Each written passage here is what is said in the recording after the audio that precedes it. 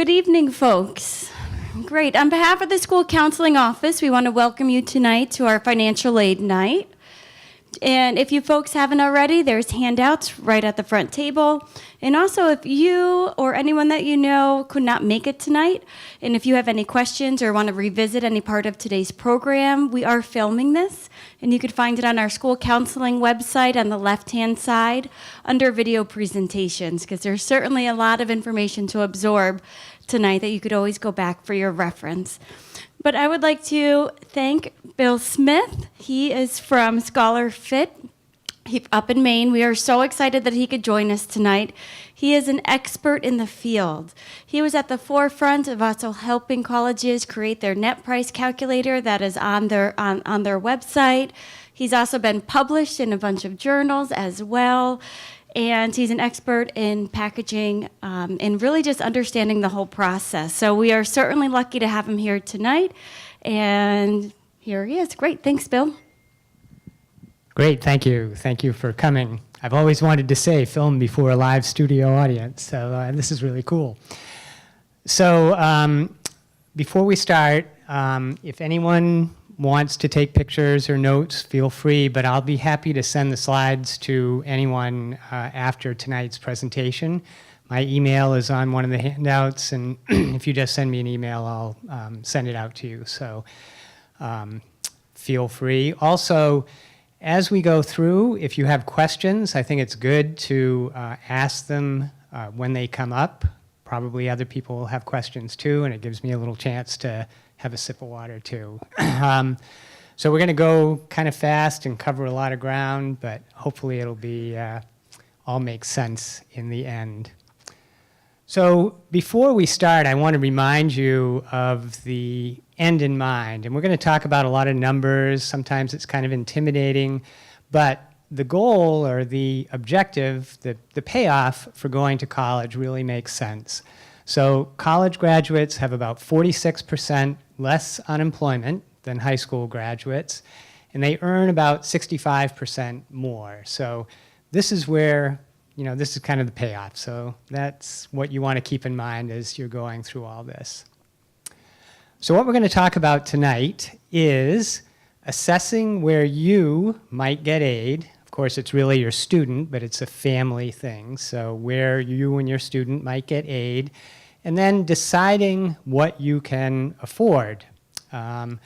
So assessing where you might get aid involves a few steps, and we're going to go through all of them. But basically, each student has a profile in terms of their eligibility for need-based aid and their eligibility for merit-based aid. And getting financial aid means matching that profile with the way different colleges award aid. So we'll talk about that in a lot of detail tonight. So once you've gotten the aid, then you have to decide whether you can afford it. And what that means is, first of all, understanding what is the true cost that you're going to have to pay, and that's called the net price. We're going to talk about that a lot.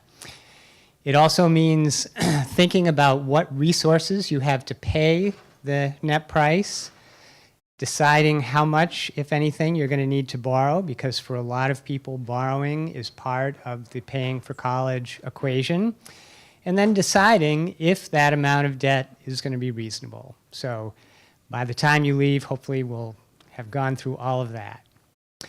So the net price is the true cost of college. And most people, when they talk about how much college costs, they're talking about the starting price or the sticker price. That's called the cost of attendance. So you can see at UConn, it's about $30,000 a year, and then it goes up to almost $70,000 at NYU. It's beyond $70,000 now. This is from a couple of years ago. But it turns out that colleges award a significant amount of gift aid that reduces the cost of college. So the average gift aid ranges from $11,000 at UConn to as much as $39,000 at Connecticut College, which means that the average net price for aided students, there were a few qualifiers in there, ranges from $19,000 or $18,000 to about $36,000. But one of the things that I said was that's the net price for aided students. And it turns out that not every student is aided. So for example, at Wheaton College in Massachusetts, 98% of students are aided, only 2% pay the full price. But at at Connecticut College, 58% are aided, 42% are paying that full $67,000. And at NYU, 43% are aided and 57% are paying the full price. So when you factor that in, the average net price for all students, aided or not, ranges from $23,000 to $55,000. So I'm not throwing all those numbers up to confuse you, but I am putting them up there so that you're cautious about some of the statistics and averages that you're going to see when you're surfing the internet. What really matters is what you're going to pay. So what you're going to pay is your net price, that's the college's cost of attendance, minus the gift aid that you're going to receive. Okay, so that's what we're going to talk about. Are those yearly prices? The answer is yes. So good question. All right, so let's talk about the different types of financial aid. And there are two basic types of financial aid. One of them is gift aid. That's grants and scholarships. Grants is usually used to refer to need-based aid, and scholarships is usually used to refer to merit-based aid. Merit aid is another way of saying aid that is awarded based on the student's academic record. Okay? So that's the kind of financial aid that you really want. The other kind of financial aid is called self-help. That's work study, a job that the student gets during college, and it's loans, money that you borrow to make college manageable or to be able to pay the price. So obviously, gift aid is better than self-help. Gift aid actually reduces the cost of college. Self-help doesn't reduce the cost, it helps you to manage the cost, okay? So that seems kind of obvious, you know, I don't want to beat a dead horse, but colleges don't necessarily make it that easy to figure it out. So this is an award letter that one college put out, and counselors, I'm sure, will tell you that they've seen a lot of award letters that look like this. If you look at it, the first thing you notice is it was not designed by the marketing department, but it shows you that there's $22,000 in financial aid that's being awarded. So that sounds pretty good. But when you break it down, it turns out that of the 7 lines on that award, only 4 of them are gift aid, 2 of them are loans, and 1 of them is work study. So when you separate it out by the type of aid, there's $14,900 in gift aid, $5,500 in loans, and $1,800 in work study. Well, that makes it a little more clear, but it's still really not sufficient, is it? Because it's not telling you what the starting price is or what your net price is after the gift aid. So I went online and looked it up. And it turns out that the starting price at this college, the cost of attendance, was just under $50,000. When I subtract $14,900 in gift aid, that means that the net price is $34,865 for 1 year of college at this particular college for that particular student. All right? So keep that number in mind because we're going to come back to it a little bit later on. But first of all, let's talk about the different types of aid. So gift aid, we said there are 2 types. One of them is need-based aid or grants, and this is based on the family's income and assets. You apply for it using the FAFSA. The FAFSA is required at all U.S. colleges that participate in federal student aid programs, and many international ones also participate in student aid programs. So you can access that by filing the FAFSA. There's an additional financial aid form called the CSS Profile, and that is required at about 150 colleges. So not all that many colleges require the profile, but they tend to be the ones that you've heard of. They're the well-known colleges, and they tend to be the ones that award a lot of gift aid. So there's a good chance that you will encounter the profile as you go through the financial aid process. Merit-based aid or scholarships is based on the student's academic record, so that's things like GPA, class rank, test scores, and quite often that's awarded automatically without any additional application. So when the student applies for college using the Common Application or the college's application form, the college will often come back and say, great news, you've been admitted to our college, and you qualify for a scholarship of 10 or 20,000 per year, whatever it turns out to be. It's not always the case that it happens automatically, though, so you always want to check colleges' websites, read the financial aid section once your student decides where they're going to apply, so that you know what steps you need to take to make sure that you can qualify for as much financial aid as possible. Okay? So we're going to talk about both of those in some detail. Let's start with need-based aid or grants. So this is the algebra portion of the evening. Need equals COA minus EFC. All right? That's the definition of financial need in the college financial aid world. So let's break that down. Cost of attendance is made up of four things: tuition and fees, room and board, books and supplies, and then transportation and miscellaneous expenses.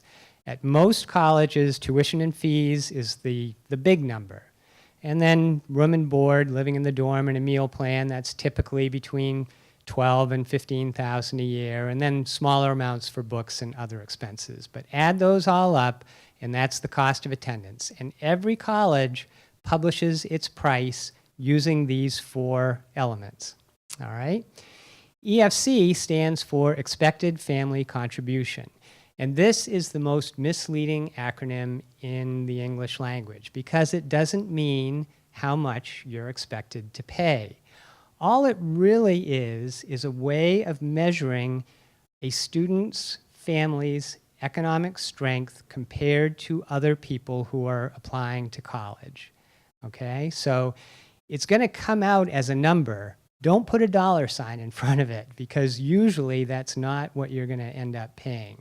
But it is important because if you subtract the EFC from the cost of attendance and that you come up with a number that's greater than zero, that means that there's financial need, which means that potentially your student may qualify for financial aid at that college. Whether the student gets financial aid depends on the college's award or aid awarding policy, which we'll talk about in a minute. But that's an important first thing to know. So, college aid policies vary. Some colleges award no need-based aid, and other colleges award what they call full financial need-based awards.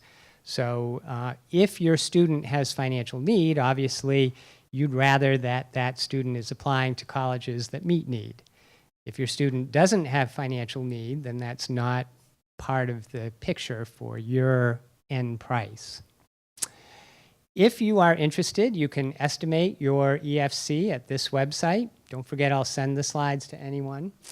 And if you go to that website and find out what your EFC is, that's helpful information, but it's not sufficient information. So what do I mean by that? Let's say you go to that website and your EFC turns out to be 35,000. That means that at UConn, you're going to have zero financial need because UConn's cost of attendance is 30,000. 30 minus 35 is a negative number, no financial need. On the other hand, at Connecticut College, where the cost is 68,000, then you've got 33,000 in financial need. Okay? So that's how knowing your EFC can be helpful. Each college defines its idea of need, And what you'll usually find is that their idea of need is not exactly the same as yours. In fact, usually it's nowhere close to what your idea of need is. But they're the ones with the checkbooks, or they're the ones giving out the aid. You're the ones with the checkbooks.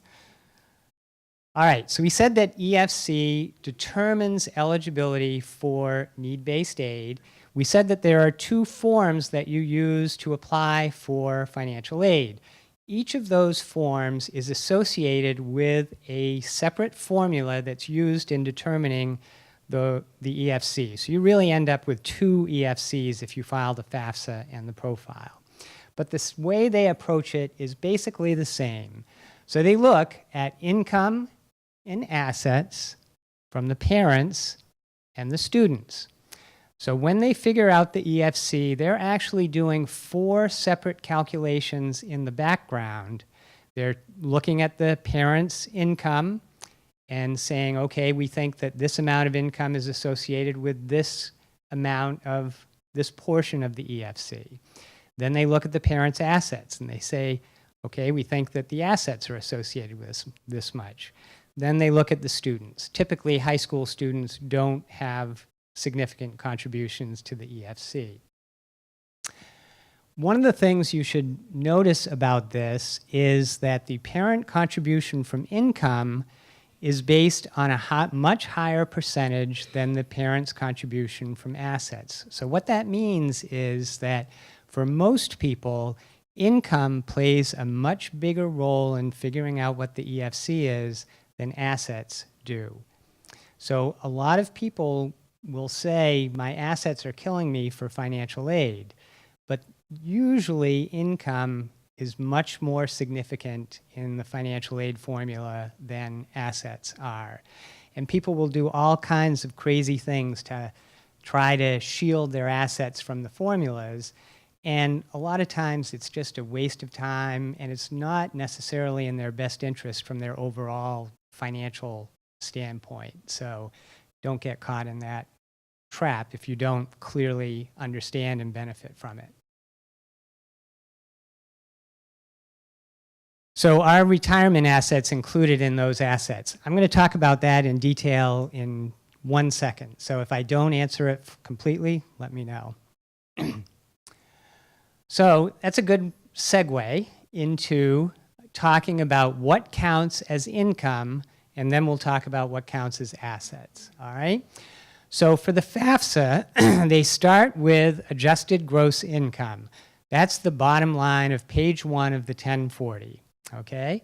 And then they add to that certain things that they call untaxed income. So things that aren't necessarily part of your taxable income, but the financial aid formulas look at.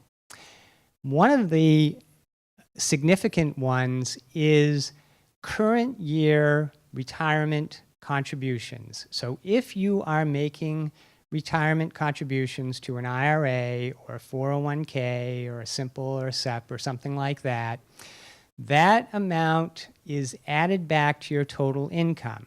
And the rationale is if you were not making those payments, your AGI would be higher.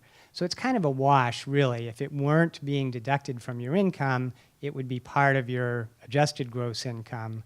So it really is a wash. What they're saying is that you have some discretion during the college years as to whether you're using that money for retirement or for college.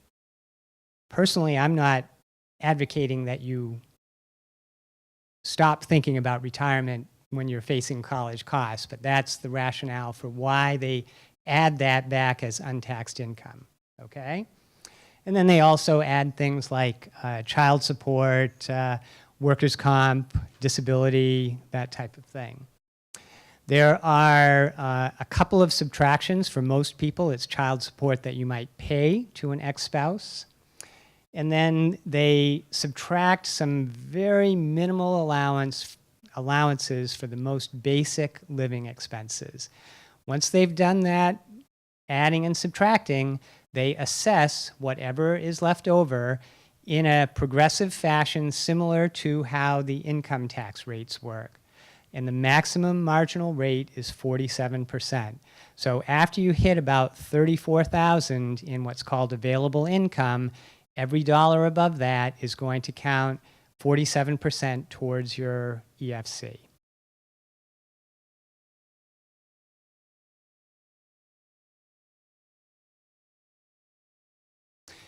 So the question is, which year is being considered in this AGI? And it's the second year preceding the year in which the student is starting college. So if a student is going to graduate in 2019 from high school, start college in the fall of 2019, then they're looking at 2017 income for their first year of college.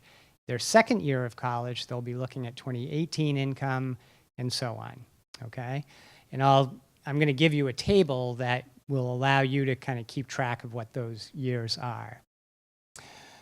The profile looks at exactly the same thing as the FAFSA, and then they add some additional items to it. And the most common ones are untaxed Social Security. So if you receive Social Security, a portion of it may not be taxed. The profile is going to add that into the formula. And if you are a small business owner or if you have rental real estate, they will also add back things like tax losses and depreciation that the IRS allows you to use to reduce your adjusted gross income. The profile colleges are going to add that amount back. And then they're going to, they have a couple of additional allowances the FAFSA doesn't have, but basically the way they assess that in the EFC formula is very comparable to the way the FAFSA does. Okay? So that's the income side of, that's the income quadrant of the EFC calculation. Let's talk about the asset side, the asset portion of the parent contribution. So the FAFSA is going to look at cash and investments, so checking, savings accounts. If you have mutual funds or stock accounts, it's going to look at those. It's going to look at real estate other than your primary residence. And then it's going to look at things like trusts and 529s. They're going to subtract a modest savings allowance, and then the amount of available assets is going to be assessed at 5.64%. That's the maximum assessment rate for assets. So each additional dollar of income contributes 47 cents to the EFC. Each additional dollar of assets contributes 5.5 cents to the EFC. So that's why I say that assets are far less significant than income in most cases. Some important things to remember that are not included as assets. Personal property, so things like your household furnishings, boats, cars, those are not considered assets in the financial aid formulas. And the value of qualified retirement accounts are not considered assets in the financial aid formulas. Now this is kind of tricky because a minute ago I said that current year contributions are considered untaxed income to a retirement account, but now I'm saying that once the money is in the retirement account, it's not going to be assessed as an asset. Okay? So does that answer your question, sir? Balances in 401ks, IRAs, Roth IRAs, non-Roth IRAs, simple SEPs, and so on.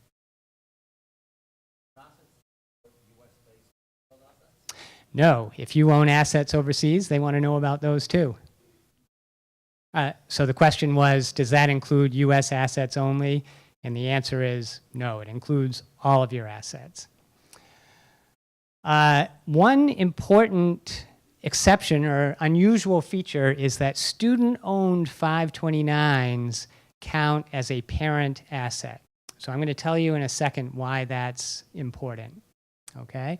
The profile has a similar way of looking at assets and a similar way of assessing assets, but some important distinctions. So for the profile, the biggest and most important one that affects most people is that your primary home is considered an asset for the profile form. And in Fairfield County, where real estate is quite expensive, that can be a pretty significant factor. So that might be kind of the exception to my comment that assets aren't as crucial. The profile will also include assets in the siblings' names. So if you have younger siblings who have assets that you are using to save for college, they'll look at those as well. All right. Whoops. So let's talk about the student contribution, and it's basically paralleling the parent contribution. It's except that it's kicking in at a much lower rate. So student income is assessed at 50% for the FAFSA. That's usually not an issue for high school students. Student assets are assessed at 20%. So that could be, if you have savings in the student's name, that's going to have a much bigger impact on the EFC than if the savings were in the parent's name. Okay, so in the student's name, they count 20% in the formula. In the parent's name, they count 5.64% maximum in the formula. That's why if you do have assets in the student's name, you might consider putting those into a student-owned 529 account, because that's going to take them out of the student's name and put them into the parent's name for the EFC formula calculation. As always, it's a little bit complicated, because if you take them out of the student's name, you may have to, for example, sell appreciated stocks, which could trigger a capital gain tax. So you want to be aware of what your big picture is before you do anything in an effort to tweak the financial aid formulas. Okay, does that make sense? And then the profile is very similar, except that the profile asks for 25% of student assets. So it's hitting them even a little bit more hard. A few important special cases. If you have multiple siblings in college at the same time, the parent portion of the EFC is split and shared among those siblings. So if you happen to have a senior in high school and a sophomore in high school, congratulations, you did some great financial aid planning when you did your family planning. So it's advantageous if you have the children going to college simultaneously rather than sequentially. Now they're going to add it up, so you're still going to be paying a lot, but you will pay less over time.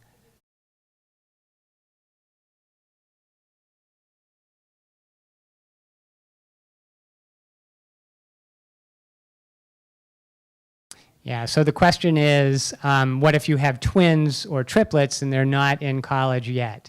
What you do is you answer the question based on what you expect the situation to be when. So if you have twins, you're actually filling out the FAFSA twice, once for each twin, and you answer based on what you expect the family circumstances to be the next year. If you have triplets, you get to do it 3 times. Okay. Another thing is what's called special circumstances. So we said that the income year that's being considered for the financial aid formulas is pretty far in the past. And what that means is that there might have been significant changes in your financial situation in between the end of that year and when your student is applying to college. If your income has gone down, you want to report the income based on what really happened, but then you also want to tell the college what's happened. So, for example, if there's been a loss of a job or a death in the family, divorce, that type of thing, you want to let the college know, and they have the discretion, not the obligation, but they have the right to make an adjustment to that EFC that could potentially make you eligible for more need-based aid. What if your income goes up? You get a pass. You don't have to tell them, and most people don't. Okay? All right. Another special circumstance is divorced or separated parents, and this is tricky and complicated. And here, the aid formulas are quite different. So, the FAFSA is going to look at the custodial parent, and if the custodial parent has remarried, they will also look at the custodial parent's new spouse. Custodial for financial aid purposes means something quite different than it does in a divorce decree. So for financial aid purposes, it means the parent with whom the student lived 50+% of the time during the year. Okay? The profile is going to look at both biological or adoptive parents, and if those parents have remarried, they will also look at the new spouses. So they may be looking at the income and assets of as many as 4 different people for that student. They're going to do some calculations in the background that are intended to put the primary burden on the biological parents, but they may well be looking at as many as 4 parents and step-parents in that situation. All right, so let's say that you have done the EFC calculation and you think you might have financial need. How do you find colleges that might meet need? Because remember, what you want to do is you want to find that sweet spot between what your student's profile is and what the awarding policy is of the college that the student is going to in order to get the right amount of financial aid. So if your student has need, you can go to the College Board's website, and they've got all kinds of statistics, including financial aid statistics. So here at the University of Connecticut, they meet 59% of financial need with financial aid, okay? Out of the 59% that they meet 52% of it with gift aid, grants and scholarships. The rest of it they meet with loans. So obviously, remember that gift aid is better than loans, okay? At NYU, they meet 56% of need, and 75% of the need that they meet is with grants or scholarships. At BU, they meet 92%, and 72% of it is gift aid. And at Colby, which is kind of the gold standard, Colby is one of the top need type schools, comparable to the Ivies and Bowdoin and so on. They meet 100% of need as they define it, and 90% of that is met with gift aid, okay? So if you multiply those numbers together, at Colby, 90% of need on average is going to be met with gift aid. At BU, 92 times 75 is 69% of need is going to be met on average with gift aid.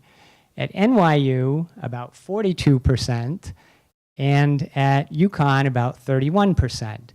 Now, UConn has one of the lower percentages of need that they're meeting, but they start out at such a low cost to begin with compared to the other schools that it's often going to be an affordable choice. But it's a good way to think about how to find colleges that meet need.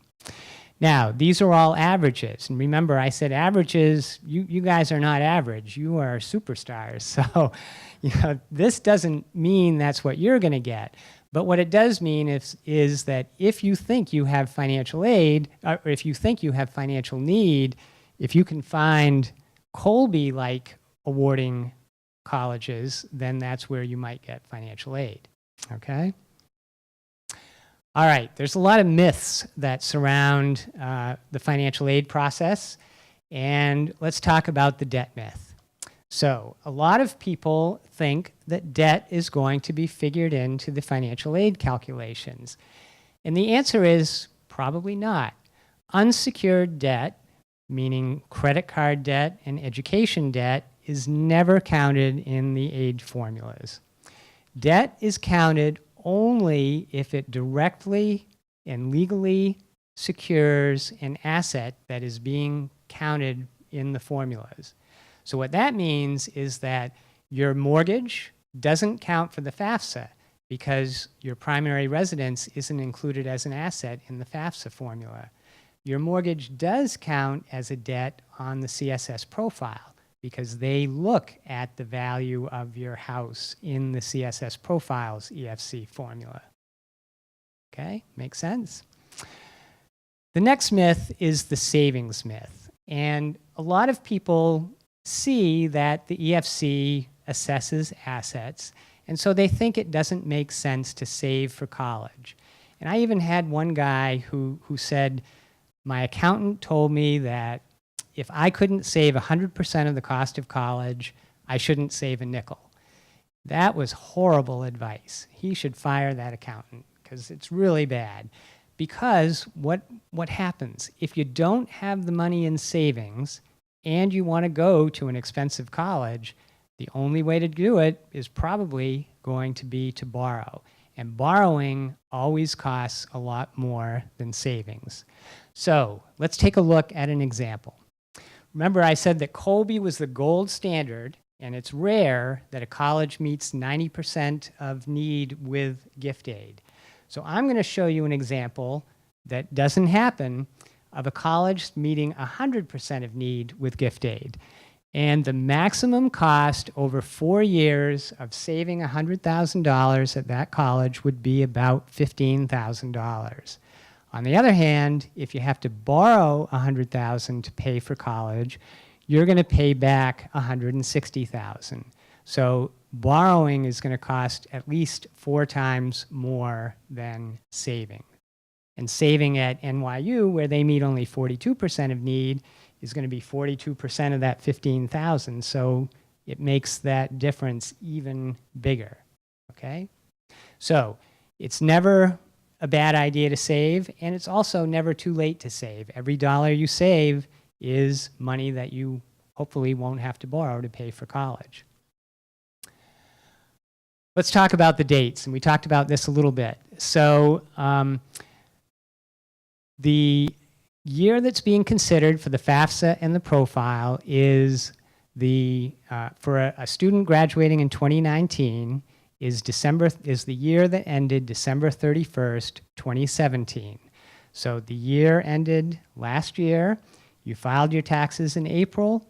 Now it's the fall, and your student is applying to college, and you will soon be able to file the FAFSA and the CSS profile using the information from 2017.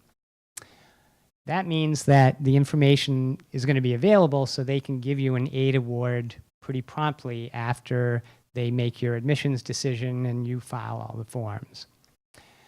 Assets are valued as of the filing date. So the income year is pretty far in the past, but the asset is happening as of the date that you click submit on that form, and almost everyone submits these forms electronically now. Okay, so that's quite a distinction, and people get tripped up on that a lot. What that means is that, again, if income has gone down after filing the aid forms, you want to be sure to let them know so that they can potentially adjust your aid. What it also means is that if you have a major expense that you know that you have to pay for, maybe you need a roof on your house or a boiler, you're better off to pay for it before you file the aid forms. I'm not telling you to go out and spend money like crazy, but if you have something that you have to do, and if you're expecting to receive a windfall, you're better off filing the aid form before you receive the windfall. So if you've got the Mega Millions ticket, the winning Mega Millions ticket, file your FAFSA tonight. All right. So this is a table for seniors, and I'm not going to spend too much time on it, but again, if you get the slides, you'll have all this. But it shows you that for a senior who's graduating in 2019, for the first year of college, they're looking at 2017, then 2018, 2019, and 2020. So what's interesting about this is that 2020 is the final year that's going to be considered as an income year for the aid formulas. That's going to be the year that's considered for the student's 4th year of college. assuming that the student goes directly from high school and finishes in 4 years. That potentially can be important because let's say that there is a relative, a grandparent who wants to help pay for college. Well, grandparents are not included in the financial aid formulas, right? They don't look at grandparents' income and assets in the financial aid formulas. However, if a grandparent helps a student with tuition, that money that the grandparent spends to help pay for college is considered untaxed income for the student in the financial aid formulas.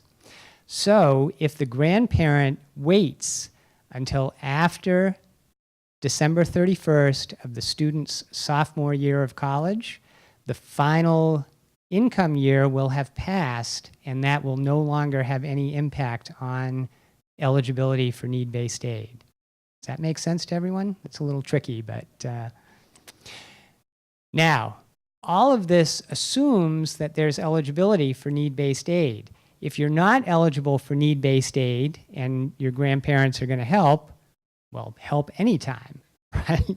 It's only if you have eligibility for need-based aid that you need to worry about those timing questions. So here's a chart for juniors, sophomores, and ninth graders. So when should you file the FAFSA and the profile? They become available October 1st of each year, and it's a good idea to file early, but that's not a deadline. You have some decision-making control over when you file.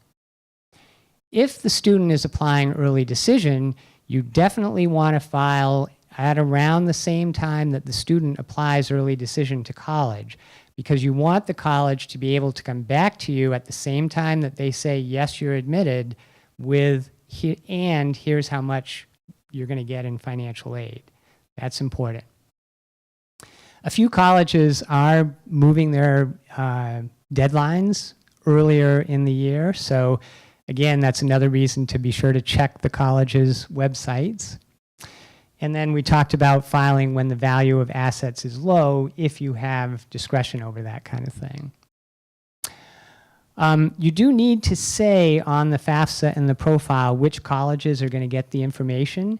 So if you file the FAFSA and the profile early, and then your student changes the list of colleges that they're applying to, you need to remember to go back to the forms and say, oh, also send this FAFSA form to College X. Also send this profile form to College Y. Okay? All right, so you guys are all now experts on need-based aid. Congratulations. Now let's talk about merit-based aid. So this is the financial aid that comes based on the student's academic record. And to understand this, you need to understand a little bit about the business of college, okay? So when students and families talk about college, they usually talk about the acceptance rate. So at Harvard, only 5% of the students who apply to Harvard are getting a big fat envelope that says, congratulations, we want you to come. At Wesleyan, it's 16%, Northeastern is 27%. Colleges do pay attention to that, of course, but they also pay a lot of attention to another number which is called the yield rate. And the yield rate is the percent of students who were offered admission to the college who decide to enroll in September, okay? So out of the people that Harvard says yes to, 83%, so 4 out of 5, almost everyone who gets admitted to Harvard ends up going to Harvard. But as you go down the pecking, I mean, Harvard is right at the top of the most selective schools. As you get into less selective schools, then you can see that the yield numbers go down. So even at Wesleyan, which is a really hard school to get into, only 38% of the students end up going there who've been admitted. At Northeastern, it's 21. At Susquehanna and Ohio Wesleyan, it's 15%. And what that means is that colleges with relatively low yields really have to work hard to get enough students coming in to help pay the bills. They are dependent on the tuition of the students who go there to pay the bills and keep the lights on. So what do? They discount their price with financial aid to attract students that they want to come. This third column is the percent of students who attend that college who receive financial gift aid that is paid for by the college. So you can see that at Wesleyan and Harvard, it's maybe half. At Muhlenberg, it's 86%, and at Ohio Wesleyan and Susquehanna, almost 100% or 100% of students receive financial aid that's paid for by the college. And in a lot of those cases, that's academically based merit aid that's going to students regardless of financial need. So if you don't have a student with a lot of financial need, merit aid may be a way that you can get financial aid to help reduce the cost of college. All right, so the factors in merit aid tend to be high school GPA, test scores, class rank. It's most common at private colleges, but a lot of public colleges are using merit aid more and more these days too. The highest awards are going to go to the strongest students relative to the other applicants at the school. So that's an important point, and we're going to come back and explain that a little bit more. But what that means is that you may well get the highest amount of merit aid at schools you might think of as your safety schools. So a safety school for admission might also be a safety school for financial aid. And again, college aid policies vary, ranging from zero merit aid to significant merit aid. Another thing to keep in mind is that merit aid is used quite frequently for first-year students, but it's much less common for transfers. So if you've got a strategy of starting out at one college and then transferring to another, merit aid may not be a successful approach in that case.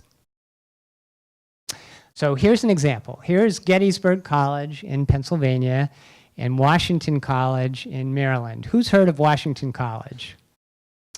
Oh, good. That's great.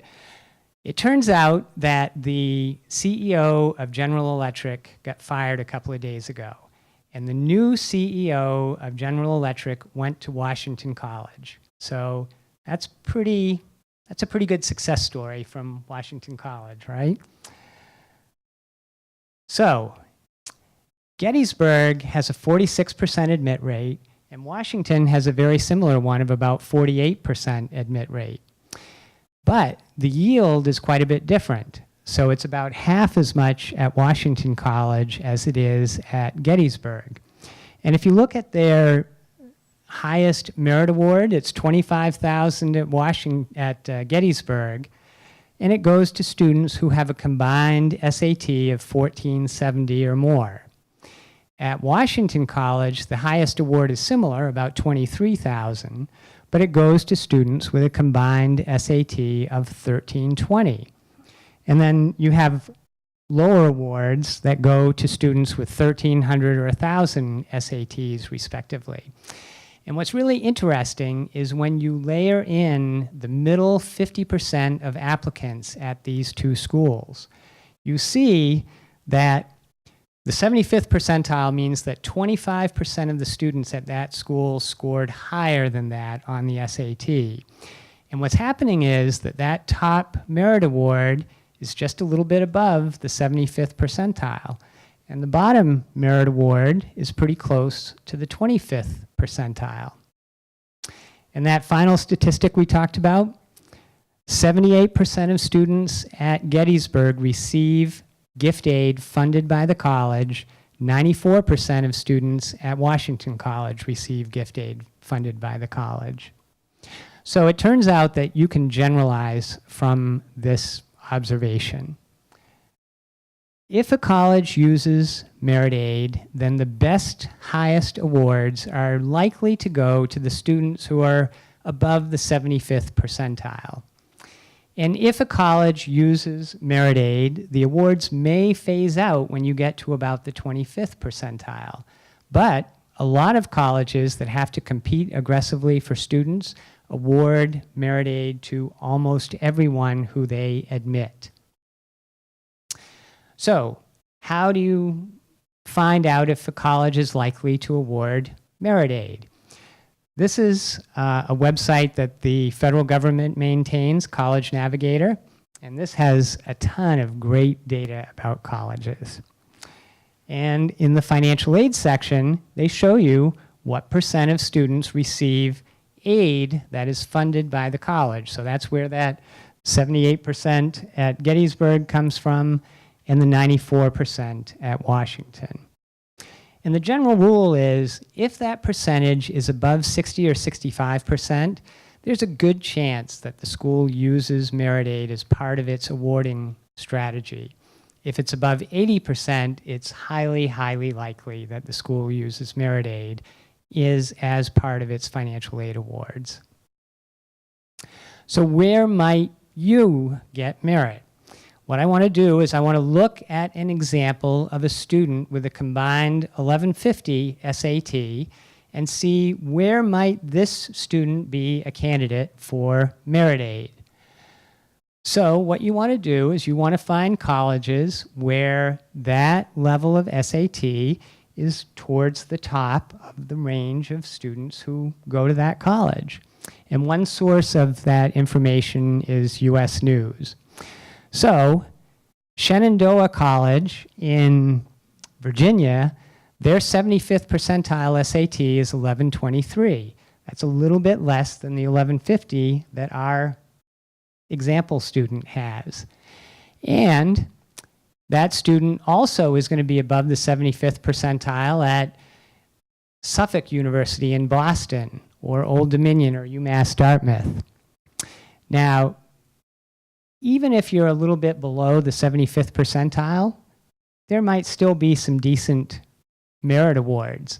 So you're close to the 75th percentile at Pace and University of Maine and Lesley. So this is a way that you can find schools for any given student who, where there might be the possibility of merit aid. So you combine this with that percent of institutional aid number that we talked about. So this is a summary of how colleges award need and merit-based aid by the type of college that they are. And I'm breaking it down into what I'm calling the elite colleges and the near elite, mid-market, and other. The elite colleges are the ones you know are elite, right? Harvard, Yale, Princeton, those colleges. And the near elite are, this is pretty subjective, but this is the way I think of it, Trinity and Northeastern and BU. The mid-market are the Washingtons and the Gettysburgs. And it turns out that those elite and near elite colleges meet nearly full need, and they award hardly any merit aid. The mid-market and the other colleges don't meet full need, but they use extensive merit aid. Now, it turns out that there are about 80 to 100 colleges in that elite or near elite. So the pool of wealthy colleges that can afford to meet full financial need is fairly small. But the pool of colleges who are competing aggressively for students using merit aid is really big. There are a lot of colleges. And they may not be the ones that you've heard of, top of mind, but that's one way to think about what schools might award aid to your student if you don't have a lot of financial need. All right, so now we've talked about need-based aid, we've talked about merit-based aid. Now let's kind of wrap it up and say, how can you find out what your cost is going to be? And the way to do it is to go to a college's net price calculator. So remember, we talked about what the net price is. Net price is cost of attendance minus gift aid. That's what you are really, truly going to be responsible for paying at that college. So every college is required to have a net price calculator. However, they're not all required to have a good one. And here's how you can tell. If a college's net price calculator is super easy to use, maybe 5 questions, takes 30 seconds, it probably stinks, okay? If a college has a net price calculator that's kind of a pain, you tear your hair out, it asks you all these questions, then it's probably going to be able to give you a pretty good estimate. And even if you find it a little difficult at first, keep at it because they get easier and easier to use. They're basically asking the same questions. So once you get used to it, you'll find that they get easy to use.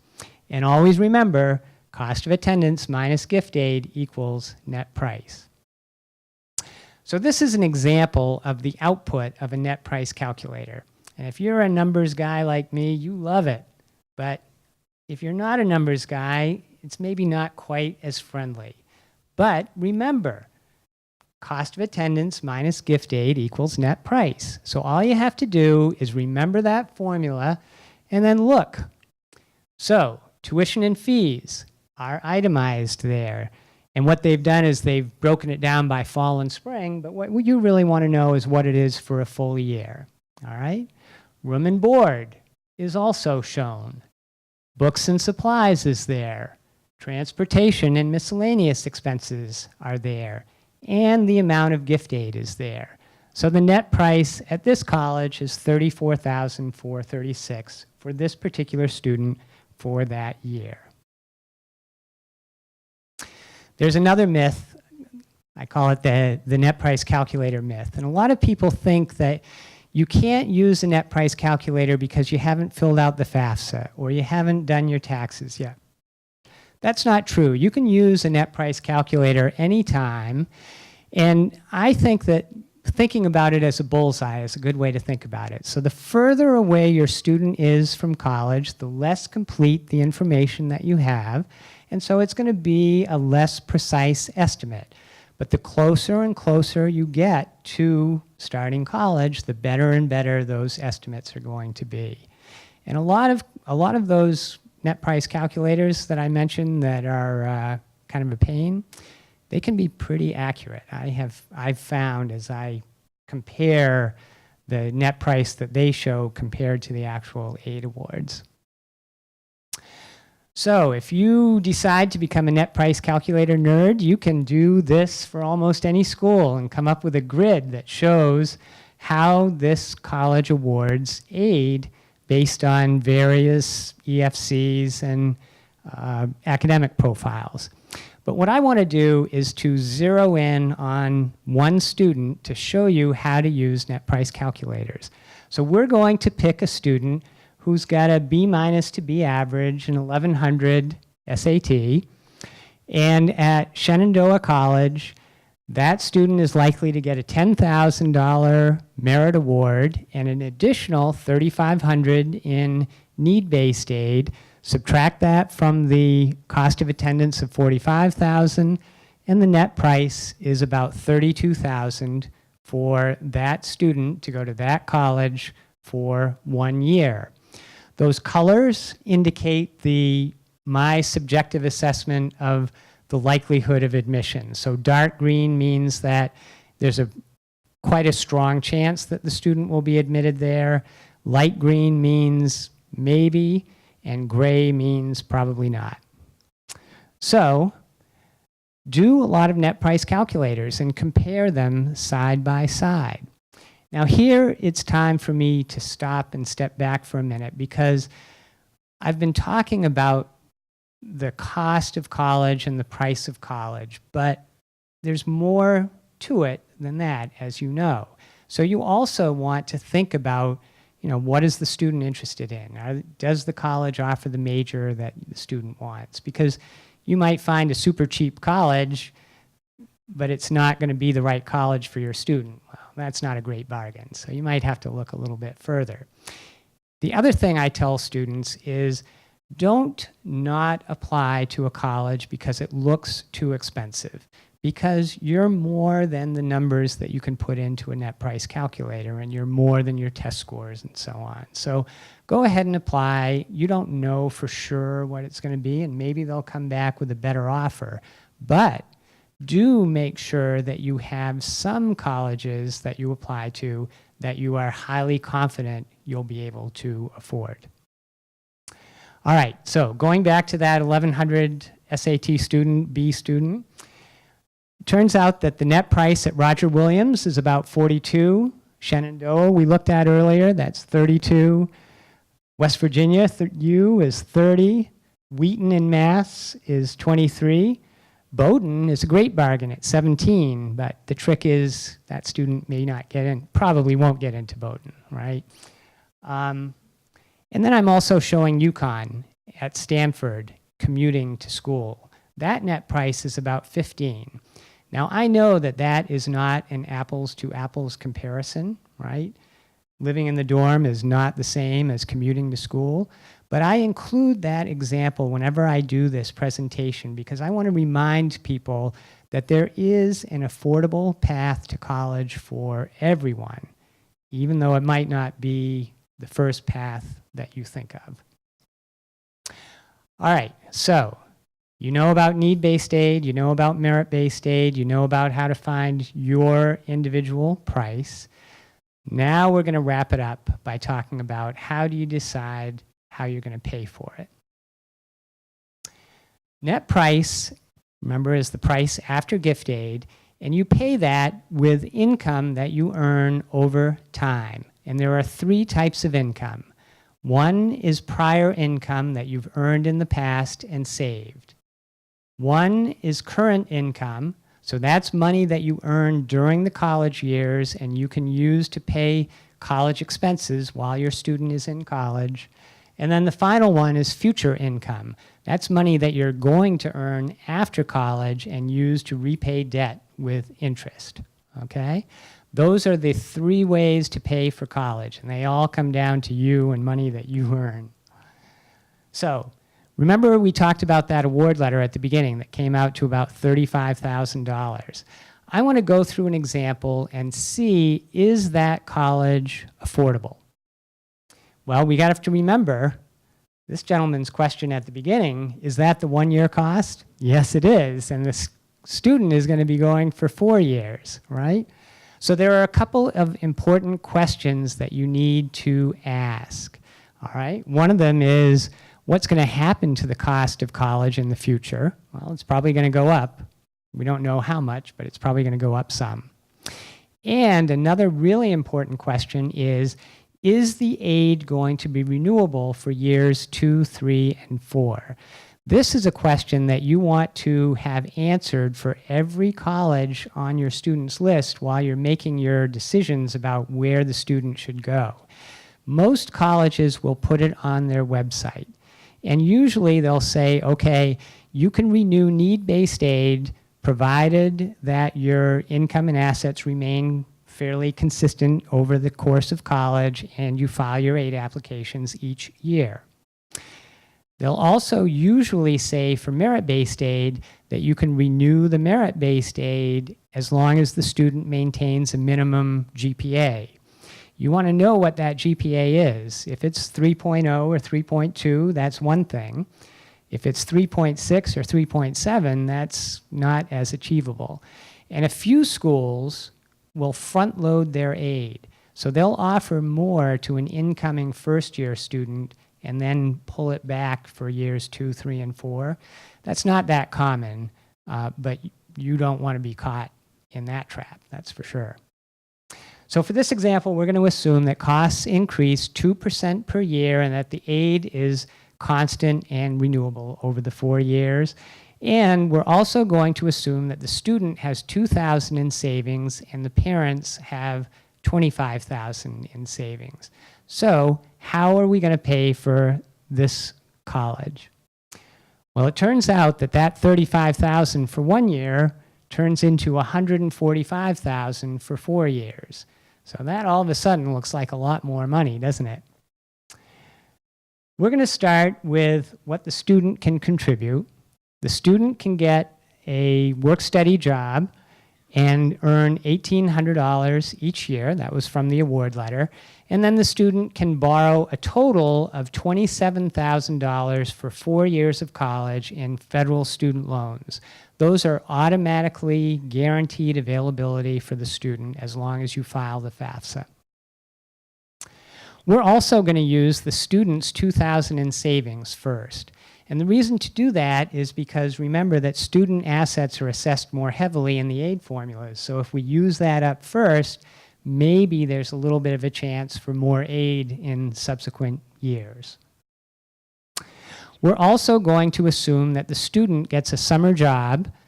And if the student gets a job for $10 an hour, works 40 hours a week for 10 hours during the summer, the student makes $4,000, pays taxes, goes to the beach a couple of times, and they should still be able to save $2,000 for college. We're going to say that the parents look at their household budget and what their income is, and they decide that they can pay $375 a month for college out of their income. So that's $4,500 a year. And we said that the parents have some savings, so we're going to use $19,000 of it. And the good news is that that fully pays for year 1 of college. All right, so that's a good start. Year 2, we're going to use up the rest of the parent savings. After that, we've used up prior income. We've used up current income. So the only remaining source is future income. So that means loans. So the parents are going to have to borrow $15,000 for year 1, year 2, $21,000 for year 3, and $22,000 for year 4. The good news is we've fully paid for college using prior income, current income, and future income. And we've ended up with $27,000 in student debt and $58,000 in parent debt. Now, parents, you might say it's the kid going to college, and so the kid's going to be responsible for all of the debt. However, your child does not have a job, isn't going to get one for at least 4 years, doesn't have any collateral, doesn't have any assets. So what are they going to do? They're going to ask for a cosigner, and usually that's going to be the parents. So even if you're thinking that the student is going to take responsibility for this debt, it's really going to probably be a parent responsibility. And so I consider this a parent liability. So this is how much it is going to take to pay for this college. How do we decide if it's a good idea or not? Well, we need to know how much it's going to cost to repay the money, right? That's the first thing to know. So it turns out that federal student loans cost 5% per year, that's the current rate, and federal parent loans cost 7.6% per year. You might be able to get a better rate, but parent loans is kind of a worst case scenario, so it's a good thing to use for this example. And you pay back student loans typically over 10 years after college. So what that means is that for every $1,000 of student debt, the student is going to have to pay back $128 per year for 10 years. And for every $1,000 of parent debt, the parents will pay $143 per year for 10 years. So 27 times 128 means this student is going to be paying $34.44 per year for 10 years, and the parents are going to be paying $82.96 per year for 10 years. So that tells us how much the debt's going to cost. We still need to know one other thing to decide if the debt is a good idea, and that is how much is the student going to make? How much do we make in income to pay back the debt? So my rule of thumb is that the payments that you have to make for education debt should not exceed 10% of your gross income. And for the students, that's a pretty good bet. So if the student gets a job that pays about $35,000 a year, then the annual payments of $34.44 are going to be less than 10% of the student's income. The typical new college graduate is making around $40,000. Probably in Connecticut, it's a little bit more than that, I bet. So that amount of student debt is probably a good bet for that student. For the parents, it's not as easy to figure out, okay? Because parents have other obligations. They have other existing debt or lifestyle obligations that they may be locked into. They may have other children that they have to think about college expenses for. And they have to think about their retirement, because you can borrow for college, but you can't borrow for retirement, okay? So for parents, it's a more complicated question. And in this example, I see a red flag here. And here's what it is. We said that these parents looked at their budget and can pay $375 a month. Well, that's $4,500 a year. But to pay back the amount of debt that we're talking about, they have to pay back $8,300 a year. So if they don't think that they can pay back if they don't think they can pay $8,300 out of their paycheck during college, what makes them think they're going to be able to pay it back after college, right? So that's a red flag here. All right, so if you go through these exercises, use net price calculators, figure out the individual costs, multiply them by 4 and extend them out, you should be able to come up with the cost of degree at a variety of colleges. And so your job is going to be to look at that and decide which of these scenarios is affordable for you. And that means that if you decide, for example, that Ithaca at $177,000 is affordable, then everything that costs less than that, of course, is affordable too. So that represents your zone of affordability, and that's how you can include schools on your students' list that are likely to be affordable. Don't have them not apply to those expensive schools, but make sure that they've got some that are affordable. And then these are those factors that you need to think about as parents as to whether these schools are affordable or not. So everyone always asks about outside scholarships. They say, well, that's all great, but I'm going to have my kid apply for a bunch of scholarships to help pay for college. That's a great idea, but don't get too excited about it, because the vast majority of gift aid comes from the colleges themselves. So if your student applies to scholarships, they might get $500 or $1,000 or $2,000, and that's definitely worthwhile. You know, if you can get $1,000, take it. But it's not likely to be the solution to your paying for college plan. Perspective is important. So college is important. I'm in the college business and I believe in it, but college isn't the goal. The goal is to set your student up for success after college. They're going to be going to college for 4 years and then working for 40 or 50 years. And you don't want your 25-year-old student to be talking to his 18-year-old self and saying, what the heck did you do? That was crazy, right? So keep that in perspective. Also, big name, brand name colleges don't count for that much, right? They might help you get that first interview, but for your second job interview, what that employer wants to know is, what have you done and what are you going to do for me? They care about that a whole lot more than where did you go to college. Talk to your students about this early enough that they can go through the phases of grief. I usually find that parents can get to that acceptance point pretty quickly once they see those numbers. But for the students, you know, they've been told, work hard, get good grades, get good test scores, and you can go to a great college. And you've got to make sure that they know that there are some financial constraints that may come into the picture too. So I talked about the head of GE who came from Washington College. The founder of Starbucks went to Northern Michigan University. The head of Disney went to Ithaca College. And the head of Gilead Science, that's a big pharmaceutical company, went to Ohio Wesleyan. Those are not Harvard and Yale and Princeton. And when you look at the mid-career pay at some representative colleges, the pay difference is $700 a year.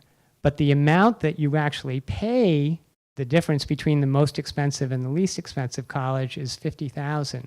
So an expensive college may be worth it in terms of your values or what you want to pay for if you can afford it.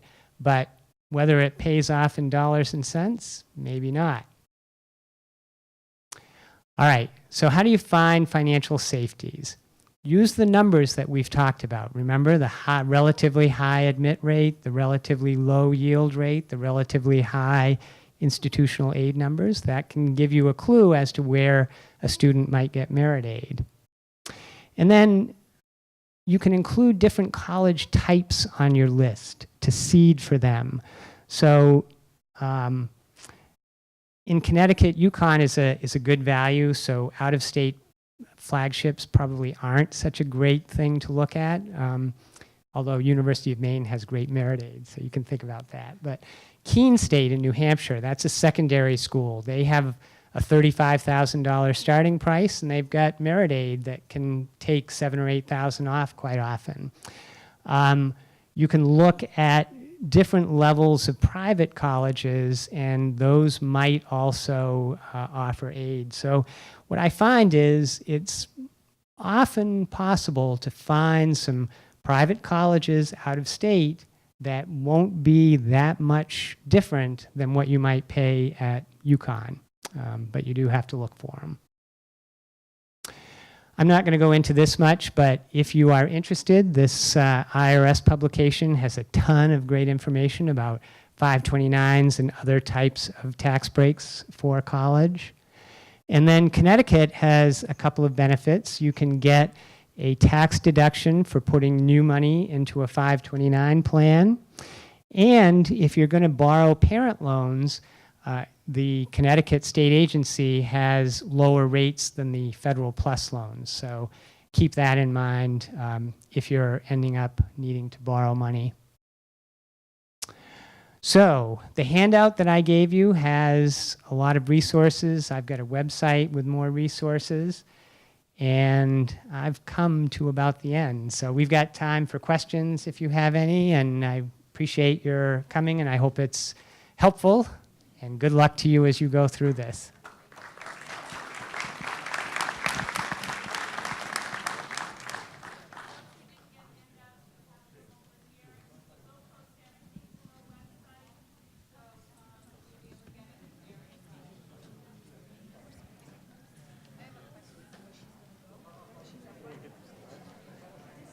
Send me an email.